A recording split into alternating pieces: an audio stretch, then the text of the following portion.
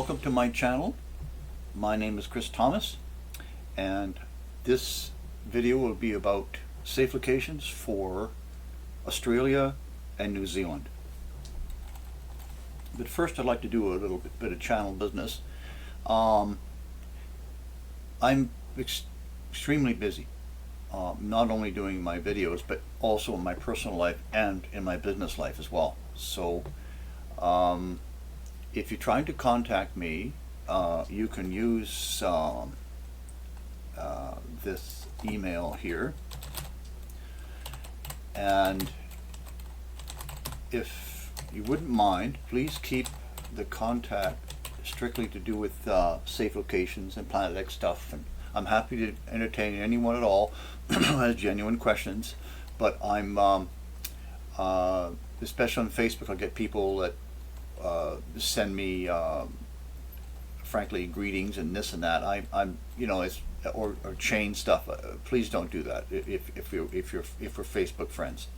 I don't have time for that.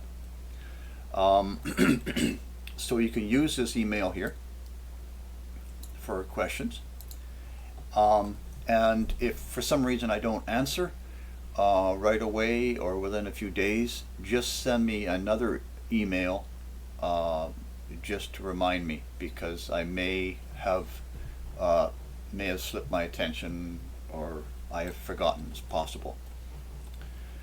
Now I'm going to be doing a section here after this introduction about waking dreams, and waking dreams, I'll get into it, but it's the most important thing that you can learn on this in my safe locations. It's so important. So I want you to keep an open mind about what waking dreams are and what they can do for you. Now I will be doing probably a video on waking dreams at some point, to bring out the salient aspects of it, but I will cover some of that in this video. You can see my you can contact me here at my Facebook group, Surviving the Pole Shift. You can also see some of my other writings and see all my, basically most of my videos here at my website. And yeah. Now another thing I'd like to reintroduce to you is my new last week's calendar, which is a takeoff from the original one, which was produced by a gentleman who works with the pole shifting. And in fact, I remember the day it was put up, and it's the old original. This one you're looking at here is mine. So I thought that it really needed an upgrade, and which, as you can see, I have, and I've included information about what is likely to be happening along the way. Now my last week's calendar starts on the 17th of December 2022, and I'm pretty certain that the pole shift will happen in early February 2023. Now this is just not me. I've had other psychics and other clairvoyants and just people that have contacted me and said that they've always felt that the pole shift would be in 2023. Now my route to discovering the date is a combination of research, contact with clairvoyants and psychics, and also my own spiritual guidance as well, which is why you can see here the date of the pole shift is February the 4th of 2023. When I do my videos, I take Zeta Talk information, that's from zetatalk.com, and I use that to basically plot down the geologics and the movement of Earth and the continents first, and then as I study the country, of course now I'm doing countries, whereas before my videos I was doing states of the U.S. I started with the U.S. because it was my highest viewership, and then I went to Canada, and then I went to I did the UK. So consequently, each video I'm doing now takes longer because I'm covering an entire country, and I want to get it as right as I possibly can. So I use Zeta Talk, and then obviously while I'm studying the country and the rock underneath the country and what's going to happen to that island or that continent that the country is sitting on, I study Wikipedia and various mainly Wikipedia, but sometimes other articles about that country. Now, a quick word: I don't cover the culture of a country. I don't get into specific locale thinking or qualities of people. I'm just focusing on what the ground is going to do, and what the ocean is going to do, and what the water is going to do, and then I corroborate with flood maps to see how far the water is going to go, the seawater, and also, of course, survivor migration is a big problem in the aftertime. It's a big problem, which I'm going to cover here for Australia, which will suffer from severe disease-carrying survivor migrants. But I'll get into that. So I do all that, and then I build the map, and that really takes the time. These maps you'll see in my video are very large. They are very, very large maps. It takes me days and days to build that map, piece by piece. So the maps you will see in the video are smaller because they don't need, you won't be using those. So I'll provide download links for the maps specifically for people who want to zoom in to their country, in this case Australia and New Zealand, Stewart Island, Tasmania, so that you can see the roads and you can see much better detail than looking at, well, it just gives you that detail. So the download links will be,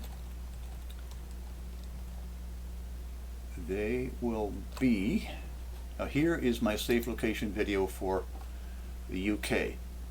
Now every video on YouTube has this link. Now you just scroll down, you see the show more right there, that link right there. You click on that, and that will give you all the maps, direct download for all these maps. So if you click on that, and oh yes, I'm offline right now, I won't download. So anyways, under show more is you'll find all those links that I'll refer to. So now, that's I think that pretty much covers this portion. So right now I'm going to discuss waking dreams. Okay, in this section of my safe locations video for Australia and New Zealand, I want to discuss briefly waking dreams. during the rundown to the pole shift itself and the after time will be a lot of changes in our lives. And we know that when things change around us, we can become confused. And it's difficult sometimes to make decisions when you're confused. Now, if you learn, and it's very simple, I'm going to go through it. When you learn waking dreams, you have the full advantage of instruction from your oversoul. And it is on a 24/7 basis. The big advantage of waking dreams is that we have the full use of our mental faculties while dreaming, as opposed to sleep dreams, which mental faculties are shut down. So if you remember your dreams, you'll know how difficult it is often to understand what the dream was trying to say. So the advantage of waking dreams is that you see an event, you hear a sound, or you hear a word, or you see a sign. It's any external event that occurs to you that is particularly timed according to what you're thinking about, what your question is, that kind of thing. And so now, so again, if you don't remember your dreams, then this is even more important to you. It's critical for you with the events that are coming up, for you to understand the basic waking dream process and to learn to recognize a waking dream. Now, so we've covered the external events. Now, the main skill is to learn to recognize a waking dream. Now, a waking dream can be anything. Now, I'm going to give you some examples shortly. Okay, it can be anything that happens to you. Now, what it will be, two things. It'll be timed, the event or sound or what have you, what you see or hear, will be timed exactly to your contemplation, your concern, your worry, your desire, your need. It's time. It doesn't come days later. Although sometimes a waking dream is a premonition. It's in the form of a premonition. Actually, it's not in the form of a premonition, but it has it's warning you of a future, something in your near future. But usually it's to do with what you're concerned about in the moment. The other important aspect to understand about waking dreams is that now, first let me say this. Our lives are basically a texture of experience. Thoughts, ideas, feelings, sights, daily things that we do, and it's like a hopefully a smooth texture of daily experiences. But what waking dreams will be is that they'll stick out of the texture. They'll stick out of the texture. So what I've noticed, particularly for me, is that I'll be thinking about something and wondering about something that's important to me. Maybe it isn't. Maybe I'm just wondering about something. What will happen is that I'll turn my head at that time and I'll see something. And that's often when a waking dream will be impinged into your consciousness, is when you turn your head or you change your gaze, and your gaze will fall on something, and it'll be talking to you. It'll pop out at you, and you'll think, well, that's weird. It's a waking dream. And then, okay, so now it pops out of the texture. So the other aspect that's very, very important to understand is that the waking dreams are interactive with you. So bear in mind that the waking dreams coming down from Oversoul, which is has your entire life in front of it. So it's what you want to rely on. You want to rely on that Oversoul. So you can ask questions. Remember back in 1995, when I first started working with waking dreams, and I was playing with it, and I was driving along, and I was approaching a bridge, and I was thinking about something, and I can't remember what it was that I wanted an answer to, but it was an interactive, and I thought, well, okay, I'm going to test this out. If no, it would be something. I can't remember what the no was, but wait till you hear what the yes was. So, but if yes, I just dreamed of, oh, I want to see 3 geese for a yes. So if I see 3 geese, it's a yes. So as I passed over the bridge, as they always do when I pass over a bridge, I turn and I look at the water. Look down at the water, what did I see? 3 geese. So now, some left-brainers may think this is funny, but trust me, I know about what I speak, and I live by waking dreams ever since. So you can ask for a set of circumstances for a yes and no, or you can ask for a waking dream particularly to guide you on a particular question or need that you have. And so I want you to work with waking dreams so that when the going gets tough, you'll have guidance. Now I want to switch into my main concern right now is in the aftertime. It'll be sure death if you contact a major disease. Now we're going to go into those in a bit later, because the survivor migrants will be eating and drinking bad food and bad water, and they're going to contract bubonic plague, they're going to contract cholera, typhoid, all the nasties. And so I want you to have this tool so you'll know. Now this is what came to me last night. I was thinking about this. Now you've got your camp, you've got your survival camp. Now, for people who think they can survive the pole shift sitting on a major road near a city, a big city, it's crazy. It's not possible. You have to be hidden. So you have a camp somewhere set up that's somewhere, but it's hidden.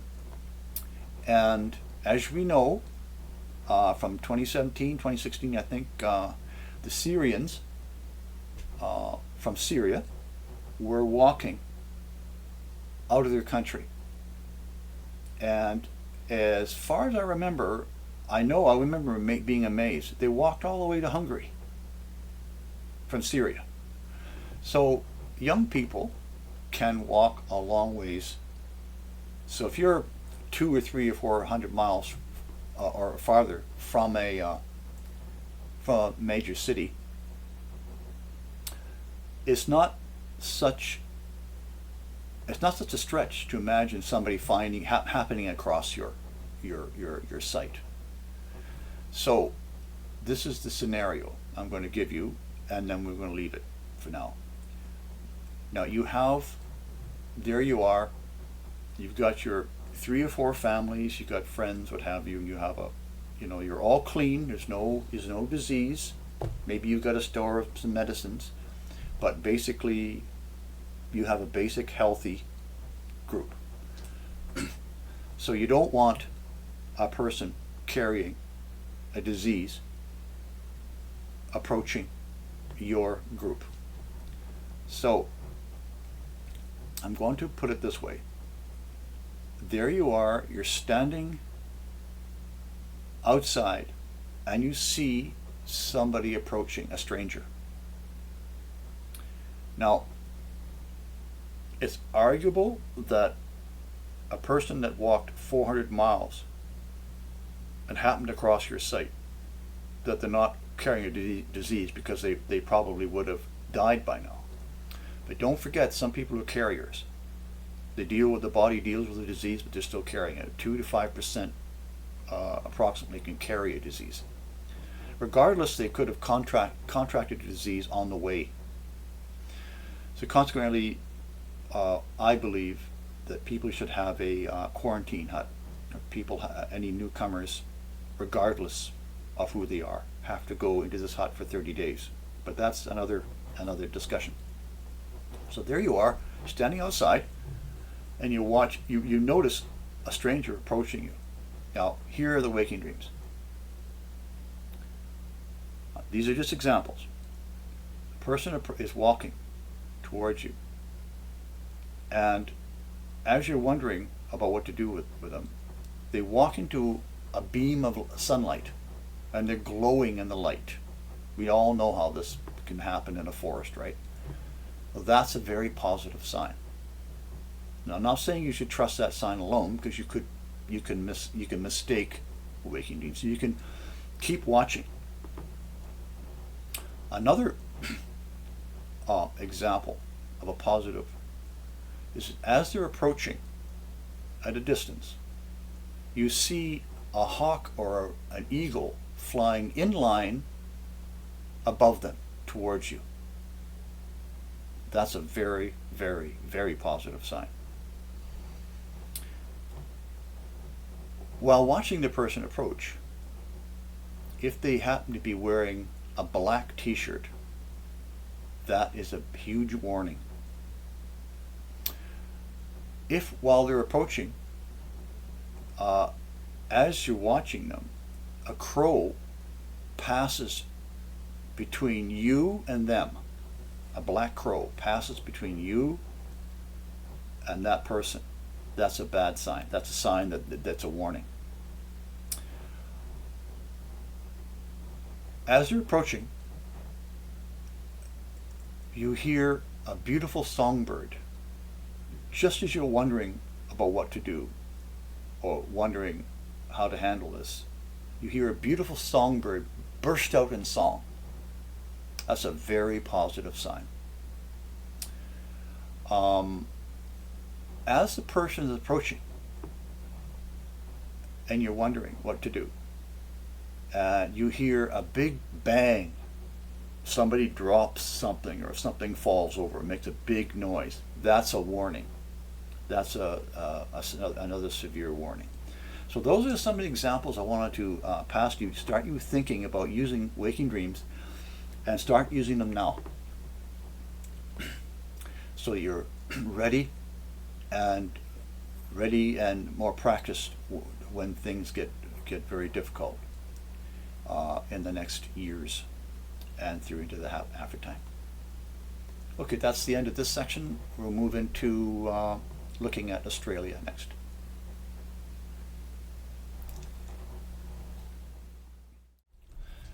Okay, this is the portion where we look at safe locations for Australia. But before I do, I just want to briefly mention that this slideshow you see here, this slideshow,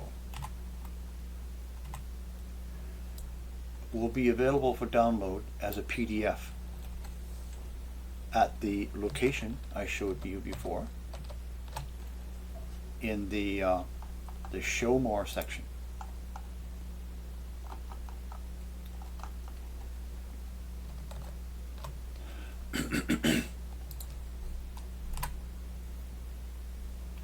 Australia will be reduced to about 25% of its current land mass during the pole shift. Now, I'm going to explain how that's going to happen. The Australian government will rule for at least 40 years. After that, it diminishes out. Isolation from any government agency is recommended to maintain your freedom, and indeed, most likely your life, because where you get people close together like that, there's going to be disease, and there's going to be, so don't go into a government camp. Survivor migrants will be the big killer for the Aussies, especially in the north. You'll see that. I'll show you that. Australia's weather will become uniformly hot and humid in the aftertime because it will lie close to the equator, closer to the equator in a more even way. You'll see that. Aussies are to avoid government survivor camps like the plague, literally. The Aus government military, or should I say the Aus military and police will be like wasps stinging the remaining population. Stay low and hidden. There will be no reliable and helpful support from the government, so don't believe the propaganda. Stock up on 3 years of food and supplies. We sort of suggest, I know Zeta Talk suggests a year and a half,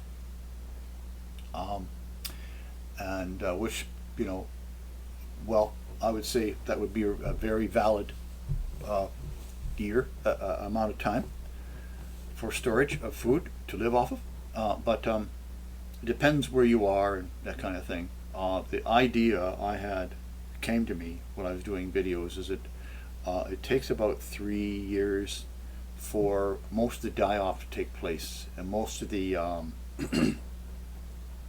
the gangs to kill each other off, that kind of thing.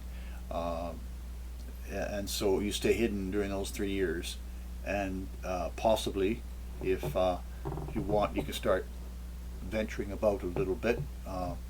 Refer to my waking dreams on that. They'll tell you, don't go out today, go out only at night, go only here at this time. It's all going to be in the waking dream. Of course, the thing that's really very, very extremely important for your life will be to be strictly clean, and all that you do and only eat and drink what you prepare, and seek only those of like mind to cohabitate with. That would be obviously, well, all through the process until things settle down. Here you can see what would be left of Australia. Now this is after the pole melt. This is showing 2025, which will be the pole melt will be finished by then. So here we are. You can see that this is north is pointing. You see my cursor is pointing that way. That's the 30th latitude, and the equator will be over here. So as you can see, according to Zeta Talk, and we'll get into that in a minute, 2/3 of the continent will be lost to the waves, to the ocean, during the pole shift.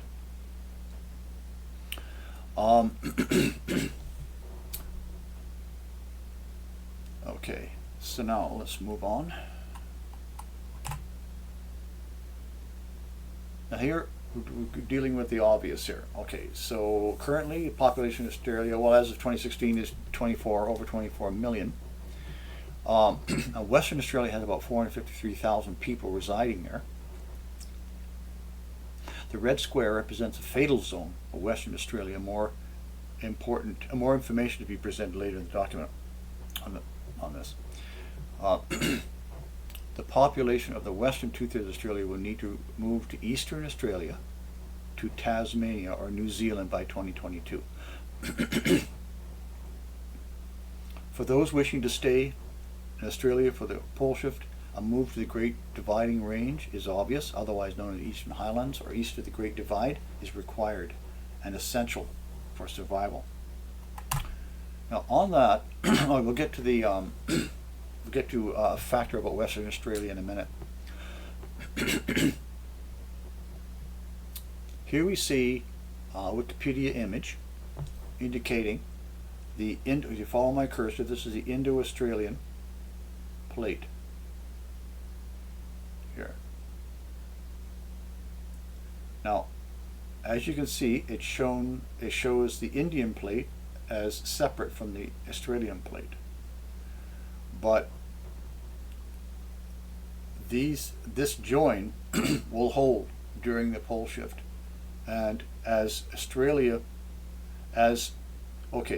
what will happen is the this plate will be driven under the Himalayas, which are here. So it has to drop hundreds of feet to get under the land mass, the Himalayan land mass. Originally, I was thinking about, I was doing some investigation. It looked like you had to go down about 2,000 or 3,000 feet at least to get to soft enough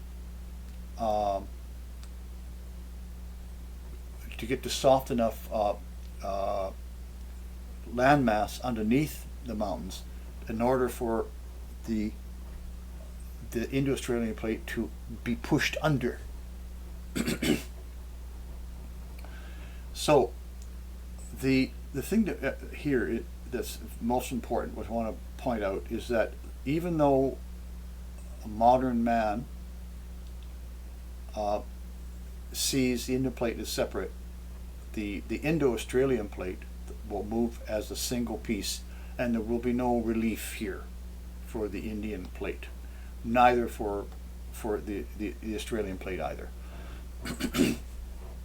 So it's a fact that this will be driven under the Himalayas, tilting the Australian plate.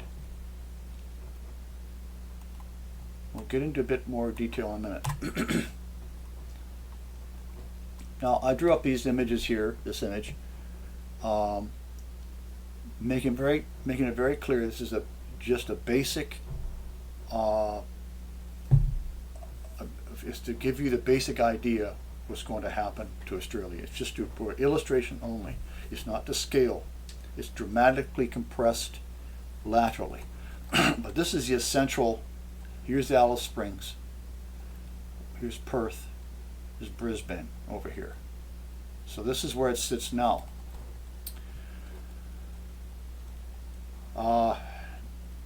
Under the Indian Ocean, this is the direction over here. If you see my cursor, this is the direction towards India and the Indian plate that's bonded with the Indo-Australian plate.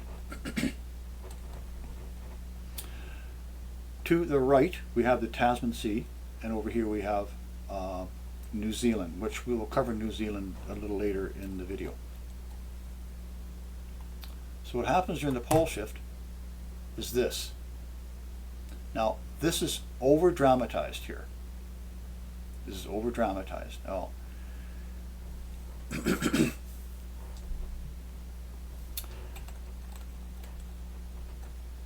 yes, okay, so it's said in Zeta Talk that, and I emphasize this, it's impossible to survive the highlands, on the highlands in Western Australia because of the amount of water that's going to be flowing around. We know there are some mountains here, some higher mountains here, but to gauge where to go in those mountains, it's just absolutely crazy to try to survive on those mountains. So, and there's no way in the world that you can survive in a boat in all this, or a raft. You can't do that. The whirlpools would probably be miles wide, miles, and moving fast. So all this happens in an hour. So it's crazy to try to. So this is why we want to get you into the Eastern Highlands here. Now, the reshaping of Australia is very dramatic across the board, and will result in New South Wales and Victoria getting a 125-foot boost in land elevation, whereas the sea elevation for Queensland just after the pole shift will be much the same. So it's a bit lopsided in the tilt.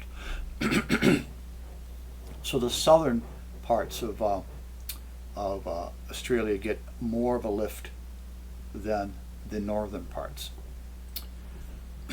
And here you can see the Tasman Sea will be more shallow after the pole shift. Now, I looked closely at all the lowlands in the fold zone here, in what they call the Australia's Great Artesian Basin, and so this line follows all the lowest points in the Great Artesian Basin. And that's what that line is comprised of. So what it does is Australia's north-south fold is from Carpentaria at the Gulf through Julia Creek, right through Julia Creek, east of Mount Isa, arching westward from Winton, passing Birdsville to the east, passing through Murray, and following west of the high ridges to the east of Port Augusta at Spencer Gulf. The fold happens early in during the pole shift and will not be a clean line. Now this is just a guesstimation, but it's all the low points. So besides, when you look at the pole melt, which you'll see shortly, well, never mind the pole melt. When you see the type of ocean wash that will happen, you don't want to be along this line anyways. Now there's some very interesting things I found happening over here, which I'll get to in a minute in this here, because this is quite high land in here, but we'll get to that in a minute. And it came to me to be at least 50 miles east of the fold line. So if you're hanging out in here, over in here, so you want to make sure you're 50 miles from that line. Okay, this is the main map for determining your safe location. Now, this is a small version of a very, very large map. So you can see there's a link. You can see there's a link there on there. So, but as I said, in the show more area link underneath this video, you'll find a link to this map, which is very large. Give it a minute to load, because it's a very large map, and you'll be able to zoom right down and see the roads, and all the little lakes, and the landform, and the towns and the roads and the towns. This took me a long time to make that map. But I want to skip ahead and talk about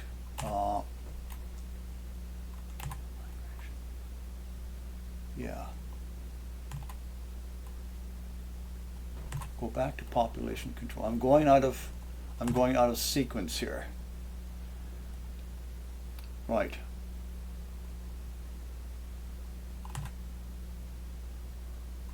Yeah. Okay. This probably should have been earlier. I plotted this out from Zetatalk information years ago for my Planet X, one of my Planet X newsletters, and it works very nicely for what we're talking about here. Now, obviously, the last pole shift brought the North Pole to its current location. That was 3,550 years ago.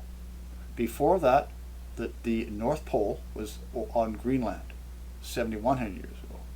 Before that was in eastern Russia, 10,650 years ago. And before that, it was over central Russia, over Siberia, 14,200 years ago. And over, now that is Europe, Northern Europe, 21,300 years ago. And then, oh, my mistake, I jumped. That would be over 17,750 years ago. And then it was right centered on North America, over the Canada, central Canada, 21,300 years ago. Now these are approximate figures. Now the reason I brought this into the video is because as you can see, these aren't particularly long distances from the current North Pole. So we know that Zeta Talk has said that the pole shift will be approximately 90 degrees orientation. So that means in order for that to happen, you have to have a slightly closer pass by planet X to make that happen. So that's all been calculated by the Zeta Talk people. And so I brought this in to show you that past pole shifts weren't quite as difficult, but this one coming up will be. So it'll put the poles, oops,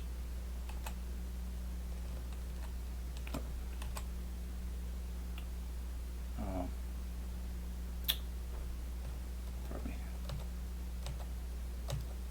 Okay, here I put the existing poles here and here, North Poles.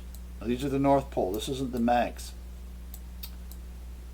Now, when you look at the distance between the current North Pole, watch as I roll the globe. You notice that the North Pole disappears. You can't see it. And there appears the South Pole. So you get the sense that they're how far apart they are. Now, here is the new North Pole location, approximately off the coast of Brazil, the bulge of Brazil, and just south of India. When you look at how close how you can see the new South Pole and the new North Pole. So you can see there's a discrepancy. Here north, there south existing, but you can see both new poles at one glance. That what that means is what the history of Earth is that the mid-Atlantic ridge spreads with each pole shift, and the reason why it's called the Ring of Fire around the Pacific is because it's constantly compressing with each pole shift. It's under pressure. So the Pacific will dramatically shorten, and the Atlantic Ocean will dramatically widen. That's why you can see these poles, because this model doesn't reflect the new Earth, which will have a much bigger Atlantic Ocean. So that gives you another idea as to how intense this pole shift is going to be to spread. Now I calculated that to be the difference, approximately 6,000 miles. Now we're going to get to that a little bit later in the video, but meanwhile I'm going to go back to my next step here, the safe locations. So you can see the dark blue is basically the new ocean. Now this is 2025, and you can see the red is that's set at about 800 feet. So that's pole shift wash waves. So you want to be beyond the red in the lighter colors, and that's where the land is safe geologically. Now you'll notice that now in the big map it's easier to see, but you'll see there's an X here. Now this area here is too low right there. If you're thinking of getting over here, don't, because it's too low. It'll go down. It's only about I can't remember, about 900 to 1,000 feet. It's too low, or less than that actually. Now what I discovered interestingly is that there's some highlands here Now I've just zoned it out. I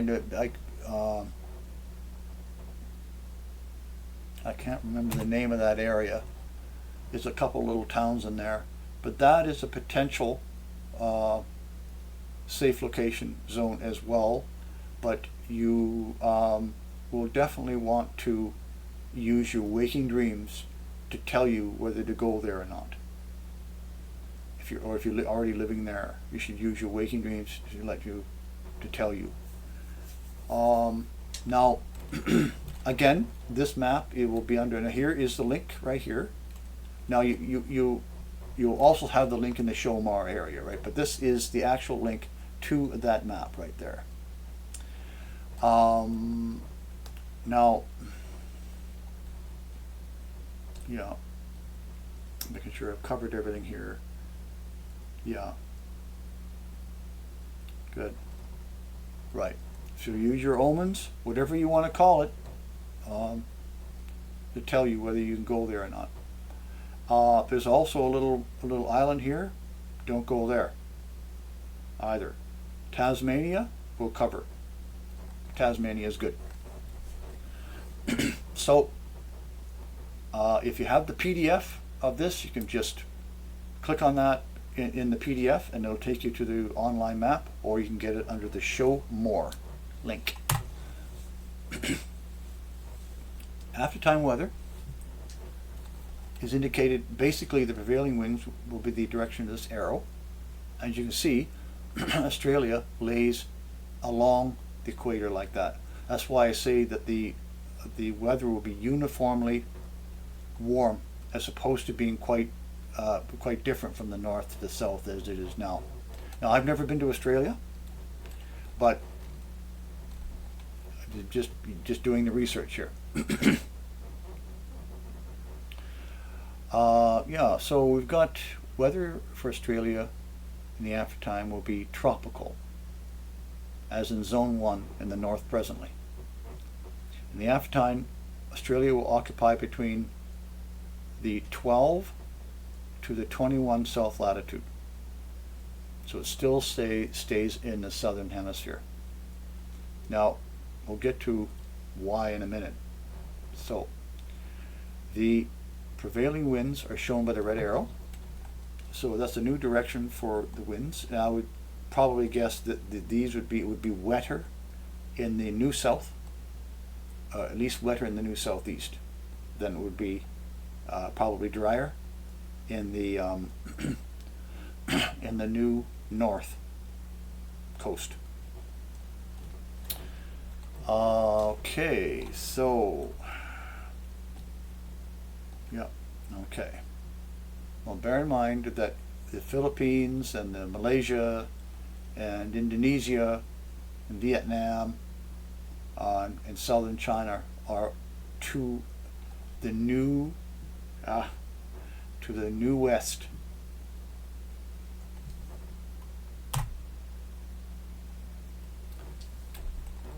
So these islands will be heavily assaulted during the pole shift, and of course, as we know, they're very heavily populated. So expect migrants to be coming from these areas. So the northern Australia, the current northern Australia is here, and that will take the brunt of the migrants. So that's why it's better to be in Brisbane area, south or more south, even Tasmania if you can manage, or if you want to move to New Zealand would be a better option if you can do it. But yeah, you definitely want to be more to the current south for your settlement, for your aftertime.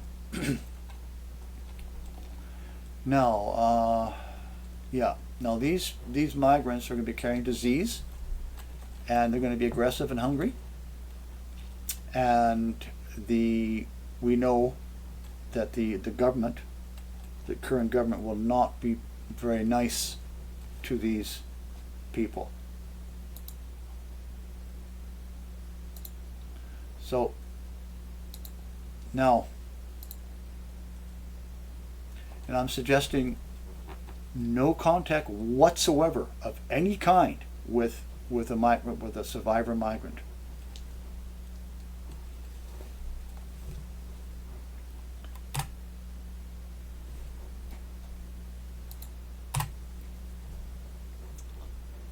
Now, here's some ideas I had. Just threw them into a little page. This is a spillover here from the disease section near the end. So some of the peaks in Western Australia may be above the waves after the pole shift, but as we said, it's not recommended at all to try to survive over there.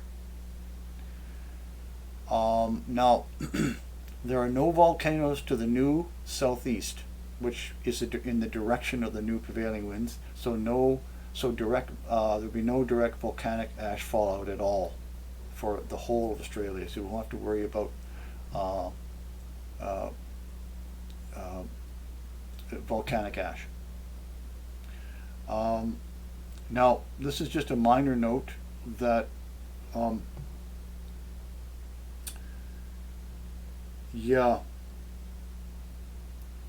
according to Zeta, Victoria, New South Wales, centered on Melbourne, gains 125 feet of elevation. Pre-pole melt, remember that. Whereas Queensland, centered on reach, gains only 100. So the south is going to have 25 or 30 feet or perhaps more elevation than the north. So you might, when you're figuring on your location, bear this in mind. I also found out that now I apologize if I'm not pronouncing the word exactly, or if it's out of time and out of place. I grew up with the original peoples of Australia being called the Aborigines. That's how I know it. That's why I know there are many tribes, different names, but I'm just speaking generally. They actually refer to Nibiru as the rainbow serpent. It's actually in their culture.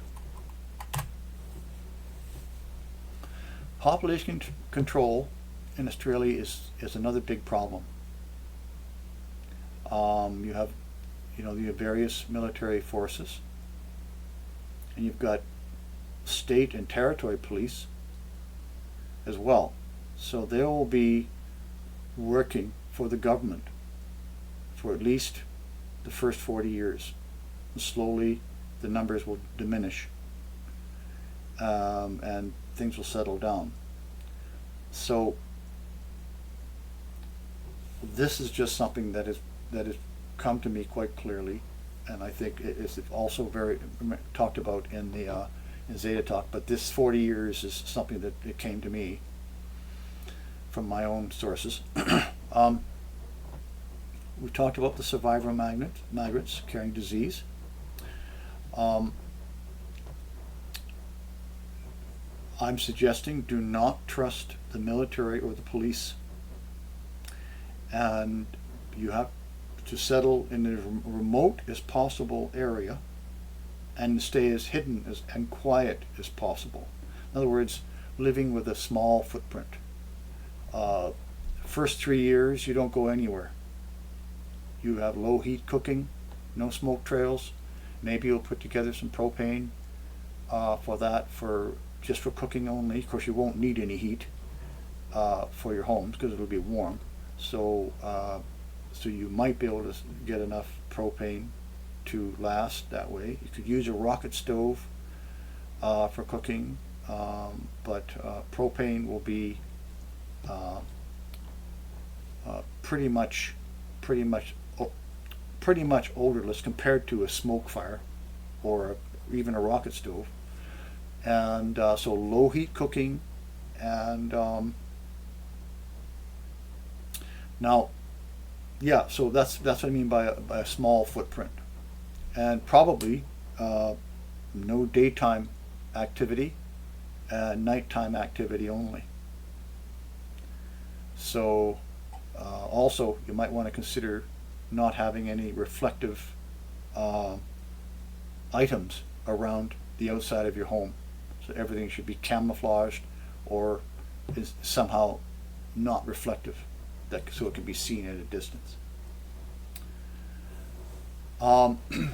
There is one beneficial offset with the military and police control in Australia would be that there would be a certain amount of law and order, but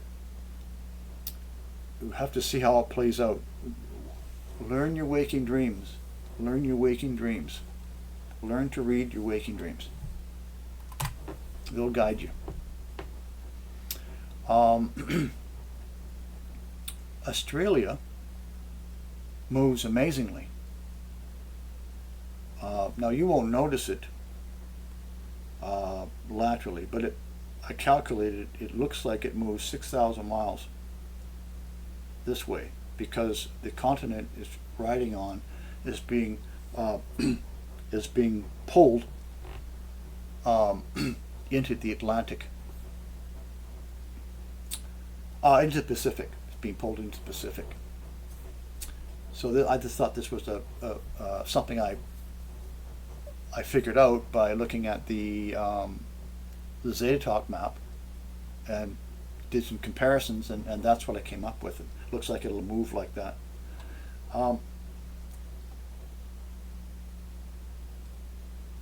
Right. Okay. In the next frame, we've got what I've already talked about. So now, nearby islands. New Guinea is not recommended at all, even though it has some high ground. It's because it's closer to the migrants, so they will be settling in New Guinea.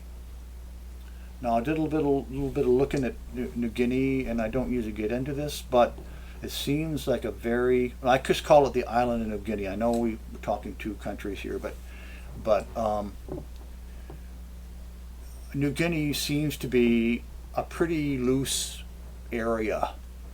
Some of the reading I did on that, so I don't imagine there'll be much of a police force or law and order. So it's at any rate, it'll be a lot of people, survivor migrants, going to the island of New Guinea. So it's not recommended at all to go there. Tasmania does very well during the pole shift.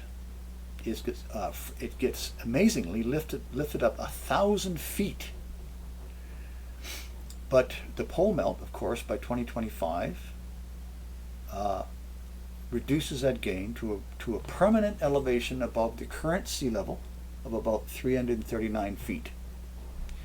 So it's a fairly good option for Australians looking to have more freedom in the aftertime. But also I was told that the Australian government will be there. They will be patrolling, but it's farther away, and it's a slightly better option. So that's my take on Tasmania. Also, the other advantage is that it's even more isolated from the survivor migrant hordes from the current north, which will be your new west.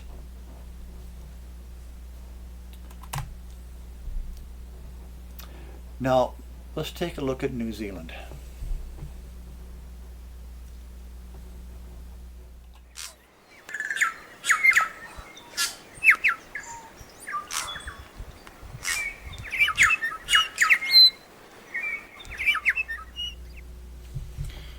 Okay, let's take a look at the two island set of New Zealand. New Zealand is head and shoulders above Australia for a safe location. We're going to go into why that is, so people understand why. It's quite, some of it will be counterintuitive if you understand or if you watch continental movement. But we'll get into that. Now, New Zealand was called Zealandia by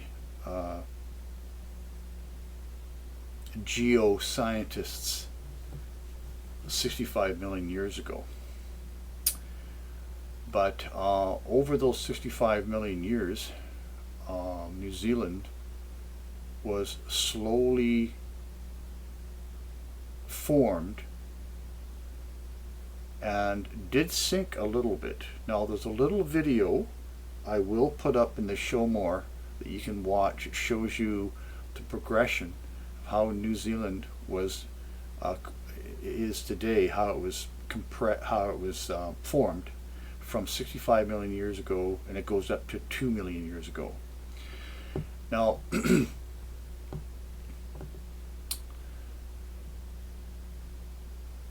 so we have so obviously over 65 million years it's still there. So when I show you what it's been through over 65 million years, it'll be amazing that it's survived. But it does survive, and it does do well, and it gets a good lift during the pole shift.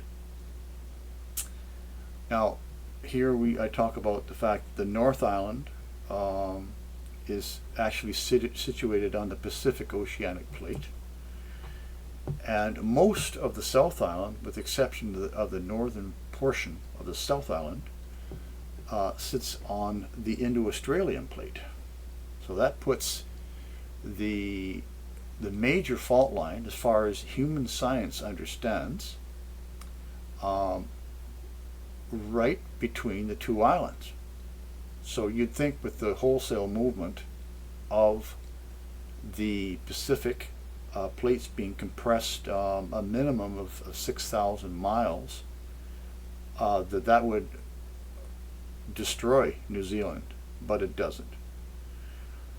So, and as I say here, the existing fault line, which does move, and we'll discuss that, does pass through the Cook Strait. So all this, as I'm saying here, is a testament to the geological strength of New Zealand. So let's just start by taking a look at the population density. I put these maps up so that people can get a sense of where people are. Now, of course, if you're living in New Zealand, you already know. But people that are thinking of moving there, I'm sure there will be many, would like to know where they could, helpful. So this is why I set this map up, so you can see. Now this map is linked to a larger map. That's quite a large map online. So you just need to click on it, and remember, it'll be in the show more link. So this is the density. We're looking at 4.8 million souls, which is fairly low, I would say, population for an island set like this. New Zealand is again so much farther from the South Pacific nations of Malaysia and the Philippines, Indonesia, and Papua New Guinea, and the Bismarck archipelagos. Now, on the Bismarck archipelagos, I did fail to mention that in the previous section, that it is not recommended. I don't recommend it because it's too close to the island of New Guinea, which will take a great deal of survivor migrants moving there. So it'll be disease city. Okay, so and we know, of course. Now I cover these diseases here in a later page, and you'll see here. So again, I'm suggesting extreme prudence in mixing with random individuals, unless you are reassured by a waking dream or a severely quarantined situation. Now this map, if you zoom into it, you'll see that all these little marks is actually 5,000 feet deep, and around the edge of this, where I outlined it here, it's about 1,000 feet deep. So this is old Zealandia from 65 million years ago, and it's all twisted, right? It twisted into, you'll see in that video if you watch the video. But anyways, this conventional, the red line is the conventional human science opinion of where the fault line is between the Pacific Oceanic Plate and the Indo-Australian Plate over here.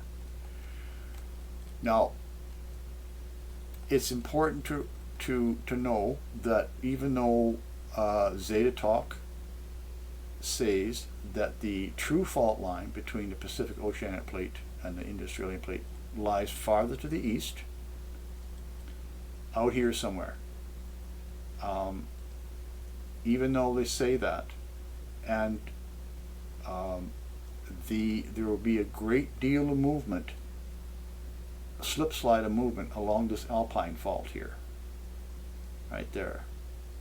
So that area, which we'll cover in the safe location map for New Zealand, is a danger area, and I got that outlined. But this is that shelf that sticks out here that wouldn't be there if this fault line was the true fault line. So Zeta Toxis is out here somewhere, and I believe them, because otherwise this wouldn't exist, and the New Zealand island set wouldn't exist today. Because if you did the math, it's amazing. I did the math. Maybe it's in a previous.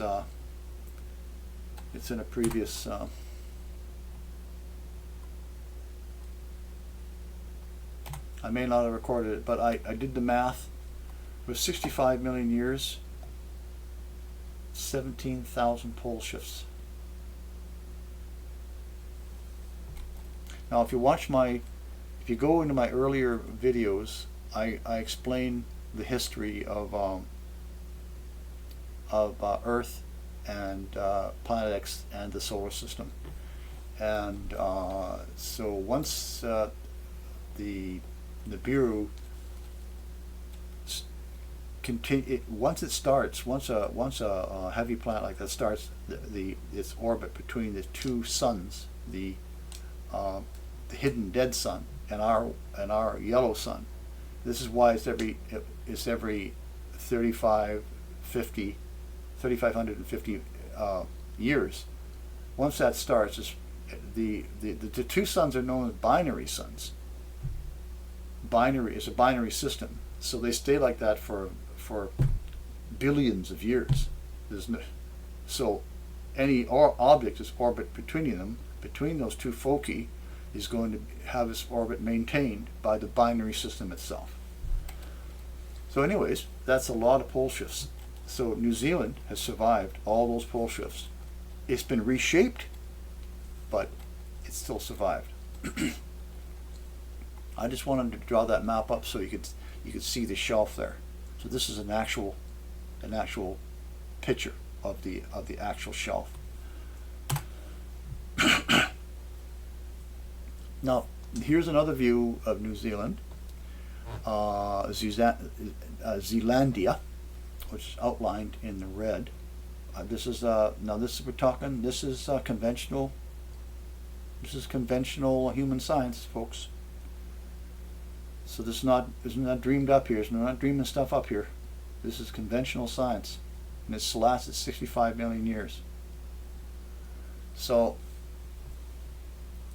now let me see now. Yeah. So what we're looking at here, the current New Zealand, its form has been maintained for the last 5 million years. Slip slide motion is still let's cross cookies. Yeah. So I want to reiterate that New Zealand, although it is a great safe location, still has to deal with lots of earthquakes and lots of ocean action and a lot of action going on, but it will hold. That's the whole point. Other than that alpine fault line that runs through here like that, that's going to slip slide. It's going to separate too. Now, as I said, this New Zealand survival map is very large, so you got to give it some time to load, and it'll be, as I said, under the Show More link. Again, these maps take a long time to build, and in some cases, I get the elevations wrong, and I have to redo the whole map. So, yeah, so that's all good. Now, this is the equator, the new equator, approximately, and these will be the gentle winds on the equator, going this direction, like that. So we have the North Island will be in the northern hemisphere, and the South Island will be in the southern hemisphere. So very hot, and very likely to be quite humid. Very likely that your current eastern New Zealand, both islands, will be wetter than the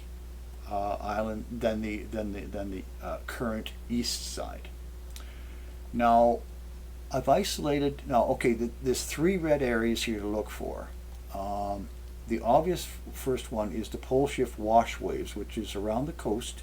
You see the red there, like that, all that around the coast. That's all pole shift wash. So when you zoom in, you'll be able to see all the roads and everything on this map. Not on this one, but on the big one. So now the other danger zone is the alpine fault line here. So you want to stay away from that fault line, because it's going to slip slide, because this side will be moving to the current south, and this side will be likely moving to the current north. And of course the fault lines split here, so when you zoom in, you'll be able to see them there. As far as the South Island is concerned, the volcanoes are all pretty old, very old, and not likely to erupt at all, in fact, because they're like really ancient volcanoes. So the conduits that carry the live hot magma are long since closed off because of continental movement. Now, it's a little different on the North Island, because you have what we can call volcanic zones or provinces, but they're volcanic zones here, and that's this one here, this one here, and this one here. There's 2 here. However, because during the pole shift, New Zealand, the continent under New Zealand gets pushed up about, according to Zeta Talk, about 500 feet. This takes a lot of pressure off the magma that would otherwise be pushed up into the volcanoes in the North Island, which are younger.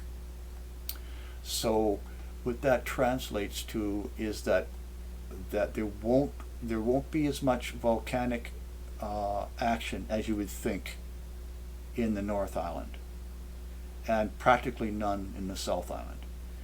Now, having said that, there may be some burping, there may be some action going on, but it's all the indications from all my study is that there'd be very, very little.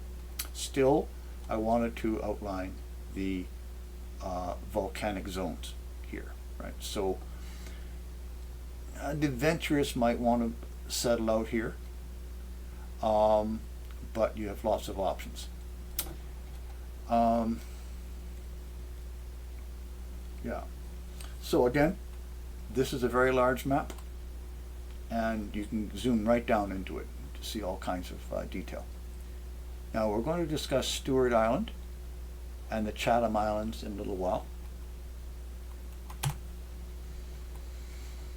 So now I found that the fault lines were so important to detail that I wanted to import the fault lines in the North Island into the main map.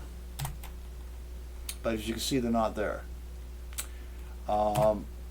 It's because I didn't want to make any errors in placement. I could have guessed, but I didn't want to guess. So here, this image is linked to a larger map online, so you can zoom into it and you can see these fault lines, the approximation where they are by the shapes. So if you're planning on locating, or if you happen to be living in these zones, I'm sure you will be able to identify where you are, and maybe you even already know where these fault lines are. But I wanted to have this map available for you to be able to transpose where these major fault lines are. They will move and slide. There'll be a slip slide. Well, it could be a strike where they go up or they go down, but I didn't just stay away from the fault lines. That's you don't want to be in a fault line, whether it's a slip slide or whether it's a strike slip or whatever it is.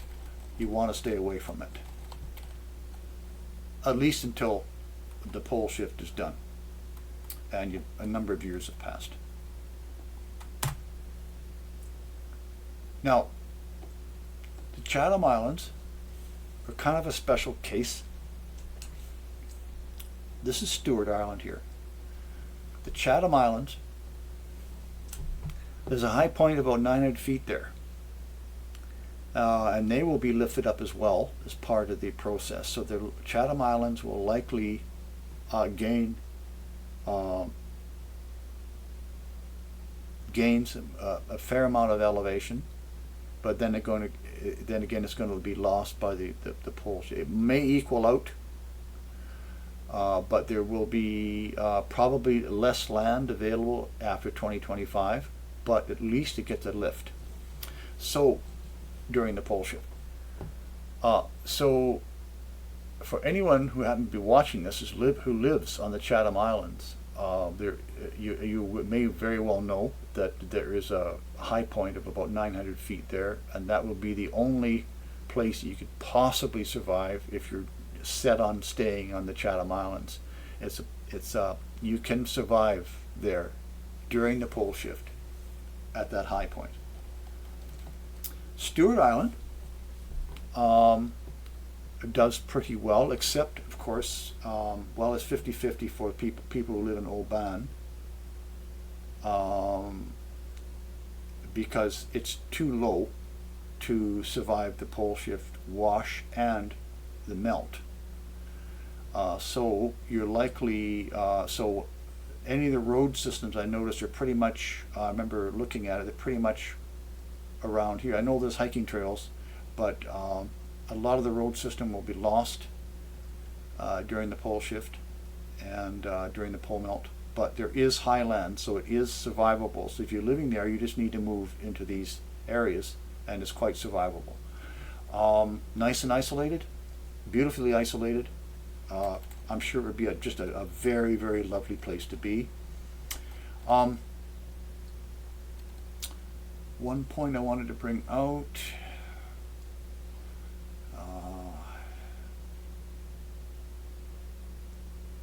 Yes. So this this image here is linked to the big map with Australia. I'm sorry, with New Zealand. So it will. So you just have to zoom, move the map over and zoom onto the southern part of New Zealand. You'll see it there, and you can zoom into it there.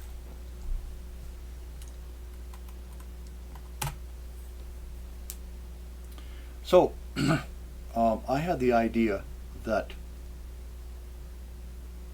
every survival camp, every community would have to have 1 or 2 or 3 quarantine huts where they're set up with food and water for 30 days. Enough food and water. Where you'd have to, anything that, okay, so they would be used for any person who wanted to join the community that you thought you might want to have. Remember the waking dream lesson. So if you don't reject them, then they go into the hut, and all their clothing and bedding, whatever, if they died there, but obviously you'd have to have a burning pit nearby. Burn the body, all the bedding, and all the possessions of the person that was living there, and burn all the food that they touched and all the water they touched. That way you can keep your isolation. Now, if they're still living after 30 days. Now I made up I've come to 30 days because with a few exceptions, most of the communicable diseases incubate within 6 to 10 days, and one of them, I can't remember what it was 30 days.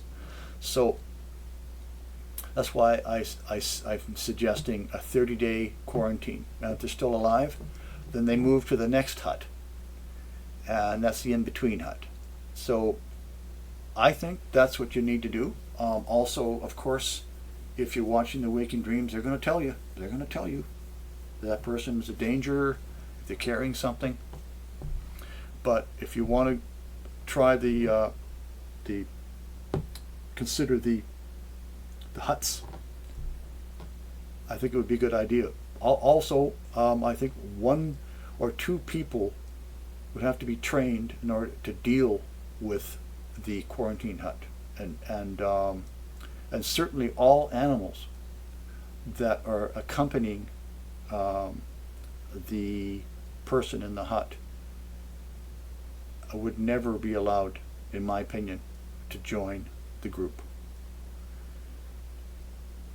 You got to stay completely clean and isolated for 3 to 5 years. This is what I think. So I took a few of the very common communicable diseases, bacterial infections, and I just covered a few ways to recognize them. There are kits you can get to test a person for cholera, and how the disease could potentially be treated. Cholera is quite survivable, but remember, you can have a carrier. A person can survive it and still be a carrier.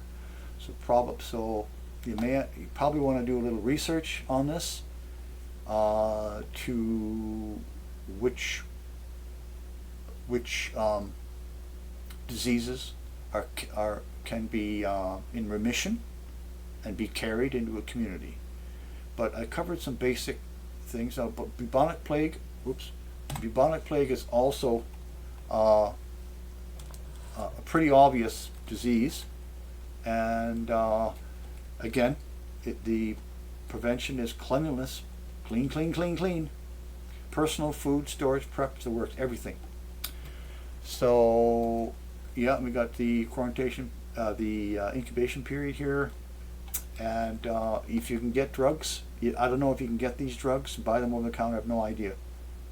To have a store, it would be a good idea if you could buy these drugs and have a store of those drugs.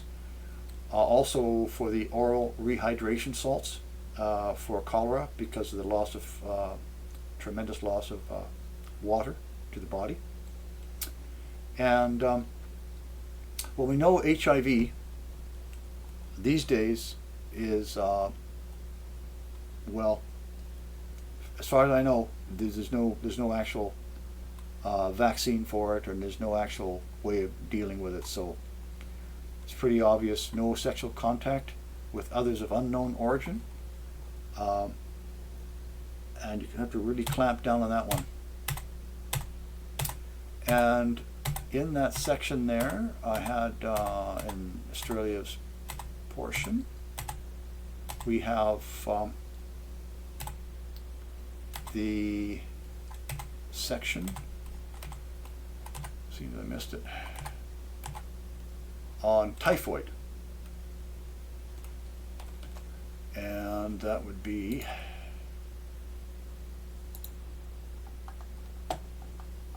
right there. So here we've got some information about typhoid. So you can take a look at that. Now I'm glad I'm back here because I want to talk about this. I missed it the first time through. In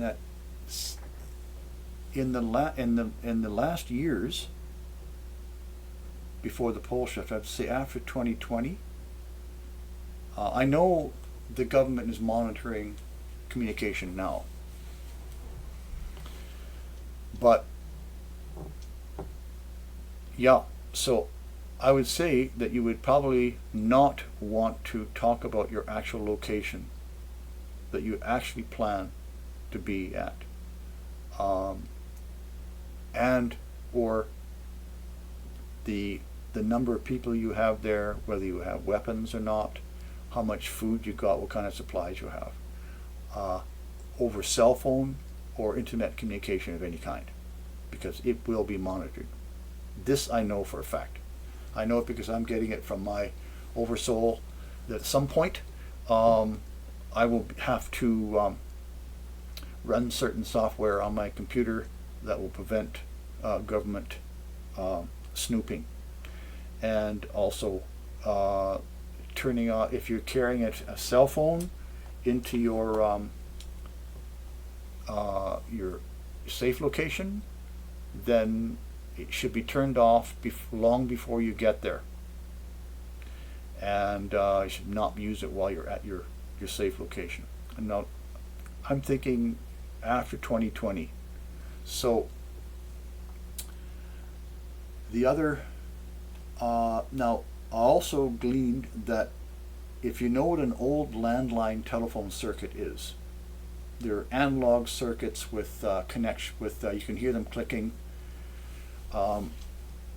Those, if you know for certain you have an old landline telephone circuit in your area, then that's a little bit safer, but not entirely safe. Ham and Citizens Band Radio is also a little bit better to communicate back and forth. Be probably better to do it in some kind of a code. I suppose you could use cell phone internet communication and develop some kind of a code as well. If you were to do that, then I think that could be, if it's a good code, then you could definitely keep that in mind. I did notice that Facebook is monitoring conversations. So if you have a cell phone, a smartphone, as we say, whatever, a modern iPhone or Android or what they call a smartphone, if you're running Facebook on it, it's listening. So you don't want to be talking about your locations with your cell phone on nearby. I also happen to believe that the iPhone is the same. So But if you're using the cell phone and the internet communication, a code would be a good idea. And ultimately, I think the safest way to exchange information between parties would be via paper mail or obviously in person. So that concludes my safe location video for Australia and New Zealand, and I hope you find this of assistance in your preparation for the pole shift. So this is Chris Thomas signing off for now, and as I say, good night and good luck.